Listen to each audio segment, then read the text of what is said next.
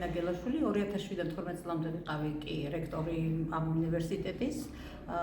და რა ვიცი, ახლა მინდა ჩემი გამოცდილება და ანონსებული რეფორმა, რომელიც ძირითადად რეგიონებს ეხება აგრარული და განათლების მიმართულებით, რომ გაძლიერდეს ეს მიმართულებები. Ამ თვალსაზრისით ჩავთვალე, რომ ვიყავი გამოცდილი კადრი, იმიტომ რომ მაქვს ევროკავშირის 10 პროექტი განხორციელებული განათლების მიმართულებით, რომელთა ჯამური ინვესტიცია არის 700,000 евро. მარტო მე მაქვს აქ ბოტანილი, ამას ემატება ის, რომ აკადემიური განათლება მაქვს აგრარული მიმართულებით, აგრარული ეკონომიკა და აგრარული ბიზნესი და ახლა ვეტერინარის ფაკულტეტის ევროპის უნივერსიტეტის სხვადასხვა კითხულობ ლექციებს აგრობიზნესის მიმართულებით და ეს სფეროები, რომელიც დაანონსებულია აი ამ გამოცდილების ფონზე და პლუს კიდე აქვს რექტორობისაც აკადემიურ საბჭოს თავმჯდომარეობის თვითონ პროფესორი სამეცნიერო გამოცდილებაც მაქვს მე თვითონ ვარ ესე იგი ტექნიკური უნივერსიტეტის ერთ-ერთი სამეცნიერო კვლევით ინსტიტუტის უფროსი მეცნიერ თანამშრომელი და მაქვს 5 წლიანი გამოცდილება და ვფიქრობ აი ეს რაღაცნაირად დაანონსებული რეფორმა რომ სწორად წავიდეს და უნივერსიტეტი არ დაზარალდეს არც აკადემიური პერსონალი, არც ის ვთქვათ პროგრამები, რომლებიც ხორციელდება და რაღაცნაირად შეიძლება კომბინირება გაკეთდეს და მოდიფიცირება გაკეთდეს სასწავლო პროგრამების, აი ამ თვალსაზრისით მაქვს დიდი გამოცდილება და ვფიქრობ, რომ უნივერსიტეტს ჩემი არჩევის შემთხვევაში გამოადგება ეს ყველაფერი. ბევრი აკრიტიკებს ახალ რეფორმას.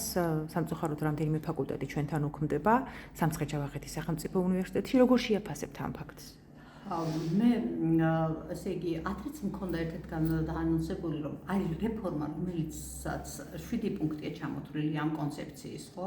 ეროვნული კონცეფციის. არის რაღაცები, რომელსაც ვეთანხმები, ეს არის ბაზრის კვლევის საფუძველზე რომ უნდა მოხდეს კადრების მიღება, რა თქმა უნდა, ასეც უნდა